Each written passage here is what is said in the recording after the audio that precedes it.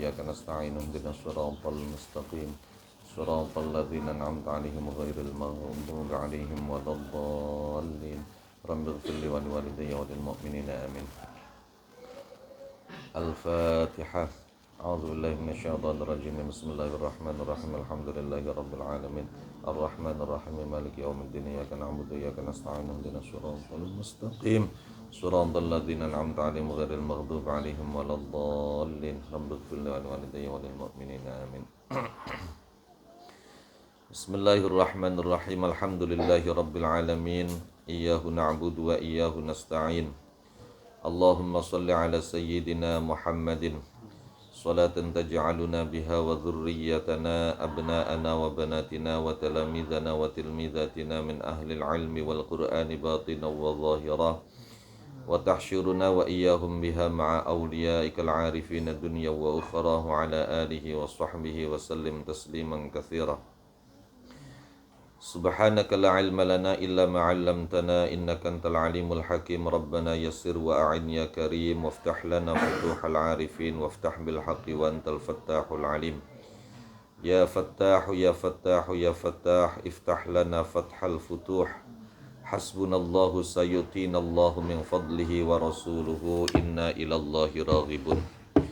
أما بعد فقد قال مؤلف هذا الكتاب Sayyid Syekh Al-Allamah Ali Ad-Dabba' Ibn Muhammad Ibn Hasan Ibn Ibrahim Al-Misri rahimahullahu ta'ala rahmatan wasi'ah wa radiya anhu wa anna wa amaddana bi asrarihi wa anarana bi anwarihi wa afada alaina min barakatihi wa nafahatihi wa nafa'ana bihi wa bi ulumi masyayikhi wa ulumi sa'iri ibadihi salihin fid daraini amin ya rabbal alamin.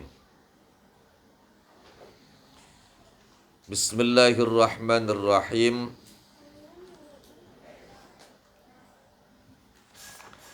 Wa kariha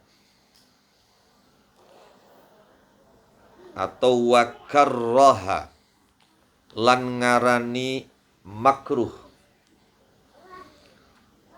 Wa kariha lan sengit, wa karraha lan ngarani makruh sapa kaumun kaum al-qira'ata ing maca Quran fil hammami ing dalem padusan.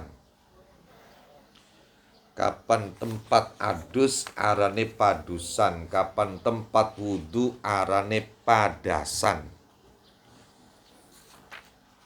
Fil hammami ing dalem padusan wat tariqi lan dalan.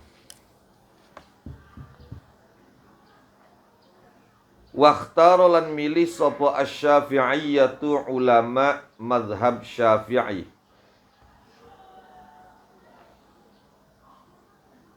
alla tukraha ing nyenta ora dimakruhaken apa qiraah fihima ing dalem hammam lan tariq malam yashtagil ing dalam selagine ora ketungkul sapa wong.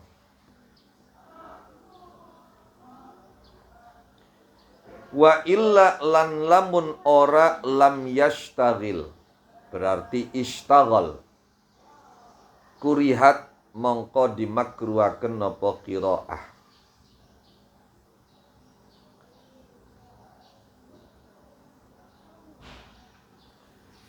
Kahusyin kaya takus, kahusyin kaya takus, wa baitir roha lan tempat penggilingan. Wahia hale utawi ar-roha iku taduru muter opo ar-roha. Kemudian lagi wal aswaqi lan piro-piro pasar.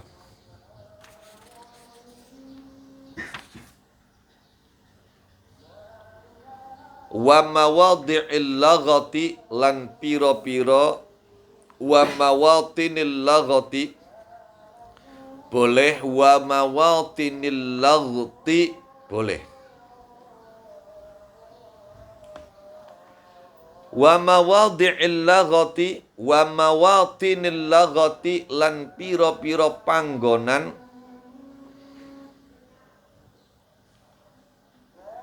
jerit-jerite suara.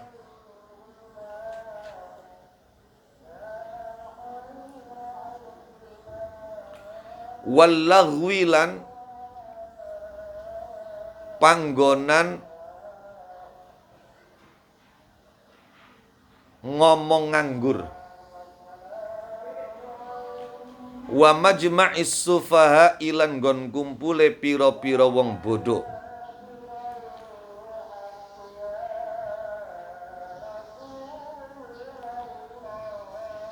Wa baitil khalailan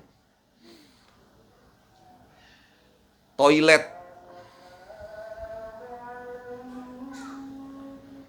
Wa tukrahu lan dimakruhaken napa qiraah aidan halimalih linna'isi kedue wong kang ngantuk makhafatal ghalati krana khawatir salah.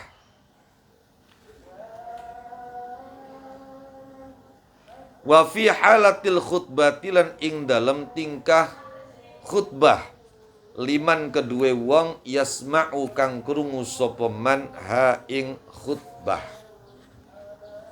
Wallahu a'lam. Bon.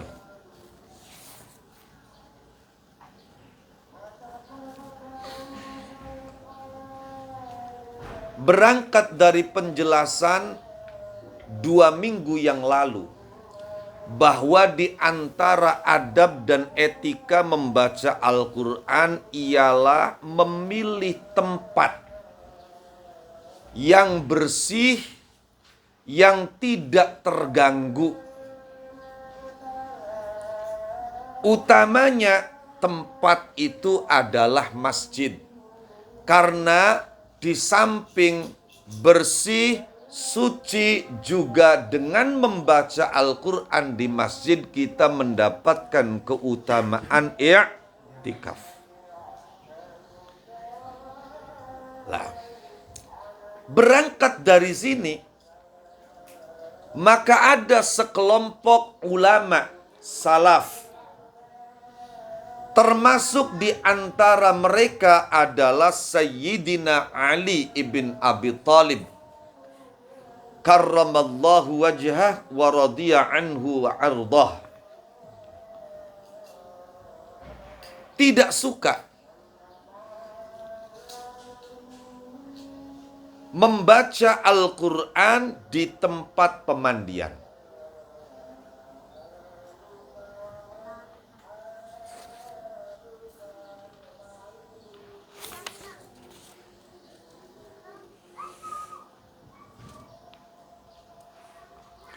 Tentu yang dimaksud di tempat pemandian ini di bagian yang memang diyakini bersih dan tidak terkena najis.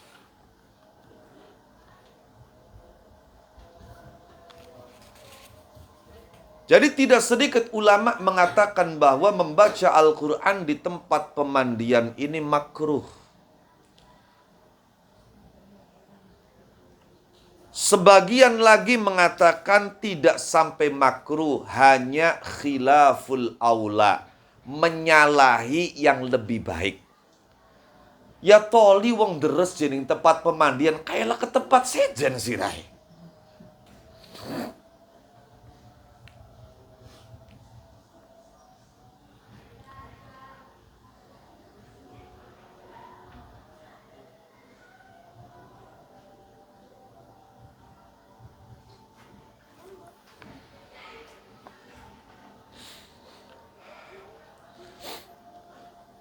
Jadi kalau membaca Al-Quran di hammam, sebagian ulama mengatakan makruh, sebagian mengatakan tidak sampai makruh, hanya khilaful aula.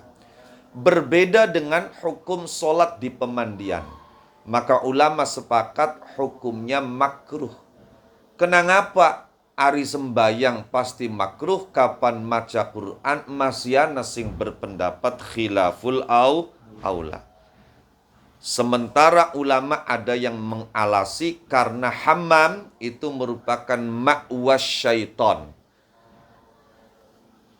Tempat bermalamnya, tempat menginapnya, tempat kembalinya, tempat istirahatnya setan.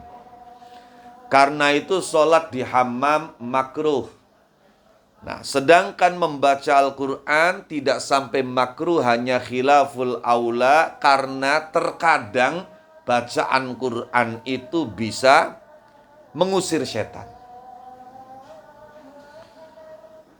Nah, barang sekian wong maca Quran ora kanggo ngusir setan. Maca Quran ambil aja ditangkep ning polisi. Nalikane razia maca waja'alna min baini aidihim saddaw wa min khalfihim saddan faghshaynahum fahum la yubsirun. Karena Kanjeng Nabi ketika repan hijrah marani Madinah membaca ayat itu, lah itu tidak bisa dilihat oleh orang-orang musyrik yang akan mencelakainya, yang akan membunuhnya. Dengan harapan membaca waja'alna min baini aidihim sadda, lah itu nalikane ana razia ora ditangkap ning Pak polisi. Mung bae polisi Indonesia aja barasira malaikat Jibril bae ditangkep. Sira nembe maca waja'alna min baini aidihim sadda, jare polisi kita apal surat Yasin. Wah, iya. Jadi memang di antara wiridan wajib para polisi di Indonesia yang beragama Islam itu seminggu sekali itu baca Yasin dan Asmaul Husna. Itu program, menjadi program polisi di seluruh Indonesia. Dulu ketika Abah masih beberapa kali ngisi di kepolisian, di Kapolres, sebelum menjadi Kapolresta, itu ya di situ sebelum ngaji mereka baca Yasin bareng, baca Asmaul Husna. Jadi rata-rata polisi itu Yasin Asmaul Husna hafal. Makanya beli mempan di wajah-wajahnya mimba ini, dan lebih wajah-alna kita Yasinnya hafal.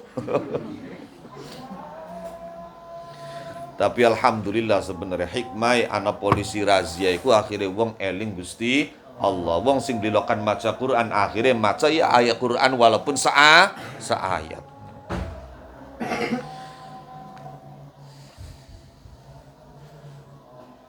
Bismillahirrahmanirrahim. Namun waqtara Syafi'iyyatu alla tukraha fihima. Di samping di tempat pemandian mereka juga menganggap makruh membaca Al-Quran di jalan. Baik sambil jalan kaki, atau di atas kendaraan, atau duduk. Sekalipun di situ tidak ada najis.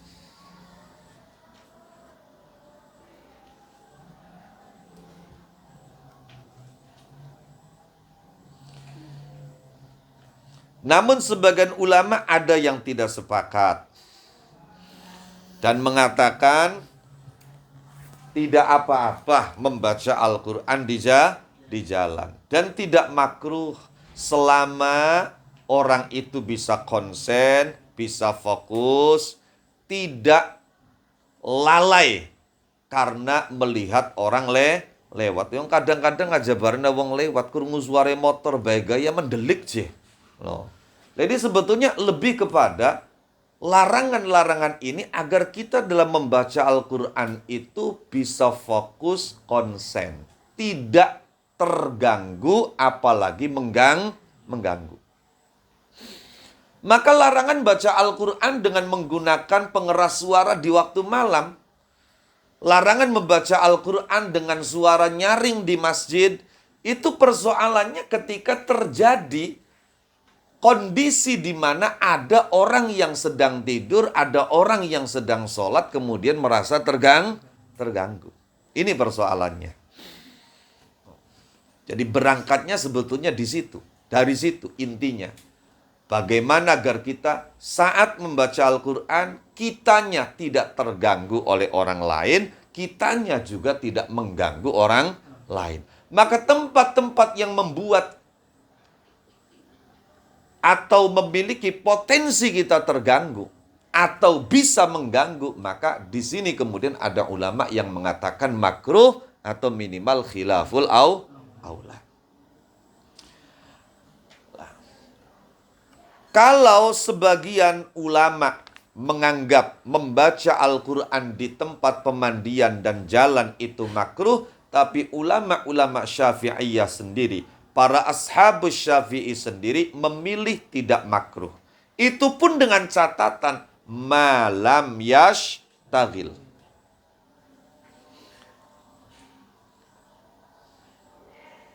Selagi dia bisa konsen.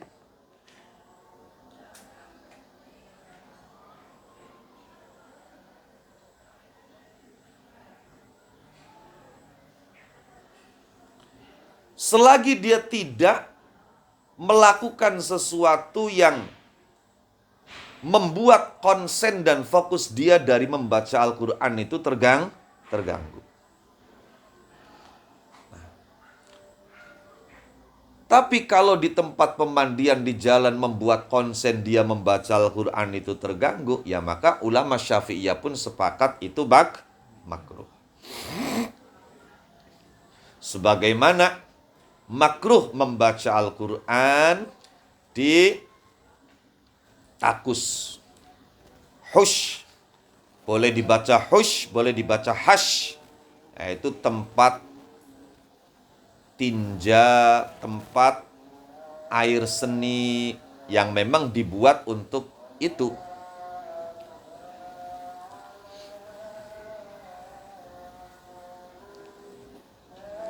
Sebagian ulama tidak cukup hanya mengatakan makruh. Membaca Al-Quran di takus itu sampai haram.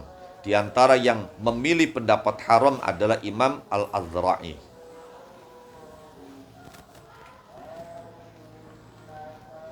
Bahkan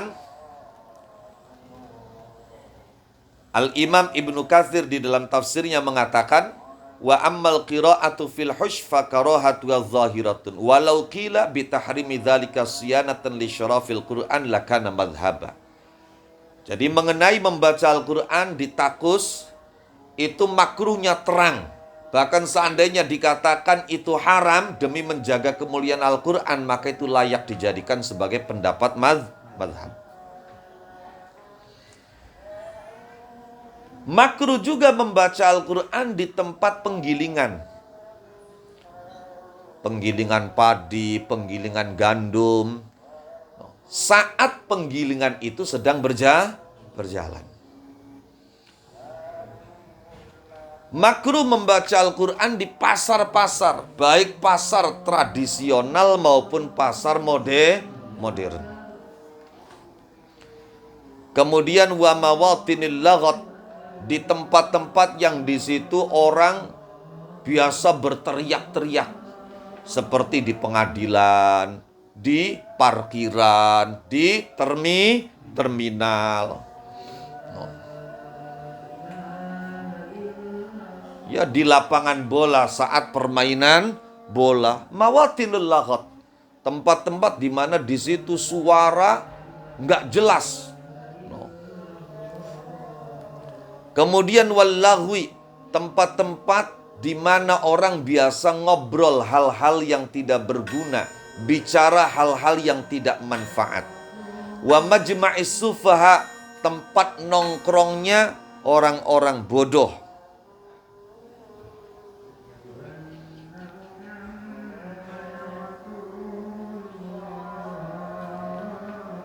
Nah, di kitab dikatakan termasuk di antara majma'is sufaha itu ya maqahi, tempat ngopi. Walaupun tentu tidak bisa digeneralisir.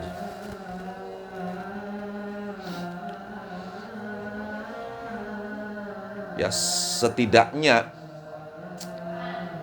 tempat ngopi itu ya menunjukkan itu tempat orang yang enggak kurang pegawian. Ya saya akhirnya nongkrongnya ning tempat kopi. Ya beli diarani kurang pegawiane. Loh. Marung ning warung kopi, manjing jam 8:30. Ayah, metu seng warung jam 1 bedug. Ayah, kopi segelas, gorengan loro. Lah, entok kudu telung lenjer. Ayah, manjing awit 8:30 metu sampai jam 1 bedug. beduk.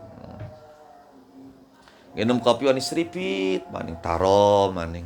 Seripit taro maning. Kini lamun wong duwe pegawean kan beli mungkin mekonon kun kok.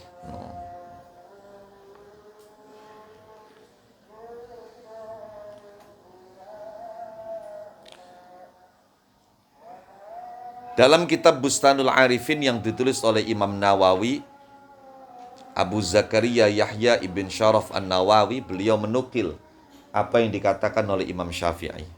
Imam Syafi'i berkata, "Man ahabba yaftahallahu qalbah wa yarzuqahul ilm fa'alaihi bil khalwah wa qillatil akli wa tarki mukhalatatis sufaha." Dari Imam Syafi'i, barang siapa yang ingin Allah bukakan hatinya dan Allah anugerahi ilmu, barang siapa yang ingin hatinya dibuka oleh Allah dan dianugerahi ilmu, maka dia mesti melakukan 3 hal. Pertama, menyendiri. Wong pengen ngapalaken Quran je senengane ngobrol, dijamin suwe ngapalaken. Suwe tutuge. Wong ngapalaken Quran senenge dolan, dijamin suwe peragate. Pun sama orang belajar ilmu. Kecuali dia kumpul dengan temannya itu dalam rangka diskusi dan membahas ilmu. Sama, orang Quran juga. Kecuali dia kumpul dengan temannya dalam rangka semak-semakan Quran. Pertama khalwah. Yang kedua qillatil akal, ajakaken mangan.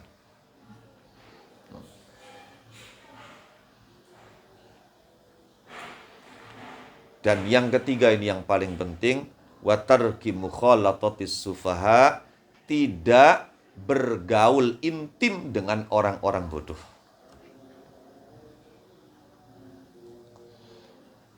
Bismillahirrahmanirrahim. Wa tukrahu aidan linna'is makhafatal ghalat wa fi halatil khutbati liman yasma'uha. Dan dimakruhkan membaca Al-Quran bagi orang yang dilanda kantuk. Kapan ngantuk ya turu. Bahkan dalam hadis sahih riwayat Imam Muslim, itu saya masih ingat betul, sholat pun itu dilarang bagi orang yang dalam kondisi ngantuk. Dalam kondisi ngantuk. Jadi kalau kita sedang ngantuk, hilangkan dulu kantuknya baru sholat. Kalau kita ngantuk, mau baca Quran, hilangkan dulu ngantuknya. Cara menghilangkannya, ya bisa dengan cara apa saja. Mau lari-lari 7 putaran, atau angkat barbel, yang paling enak ya tidur. Baru setelah ngantuknya hilang dengan tidur itu baca Quran. Kenapa? Makhafatul ghalat, khawatir, takut, justru malah salah-salah membacanya. Ghafurur Rahim, Ghafurun Halim. Bener la a'budu malah a'budu. Itu. Takutnya salah. Wa fi halatil khutbah, dan pada saat khutbah bagi orang yang bisa mendengarkan khutbah. Bagi orang yang tempatnya jauh di belakang, sekalipun khotib menyampaikan khutbahnya dengan pengeras suara, dia tidak bisa mendengar. Atau memang karena dia tuli alias budeg. Dodok mandi ngarepane khotib. Khotib khutbah ngenggo speaker, beli krungu. Lah, kalau memang dia berada di tempat yang jauh sehingga khutbah tidak terdengar, atau dia di depan khotib tapi karena dia tuli dia tidak bisa mendengarkan khutbah, maka kemakruhan membaca Al-Quran itu tidak berlaku. Jadi daripada ndelongop alias melongo, masih mending menyibukkan diri dengan zikir atau membaca Al-Quran, tapi hanya untuk dirinya, cukup sampai didengar dirinya, jangan sampai mengganggu jamaah lain yang sedang mendengarkan khutbah. khutbah. Paham tidak? Naqifuna wallahu alam biswab. Al-Fatihah.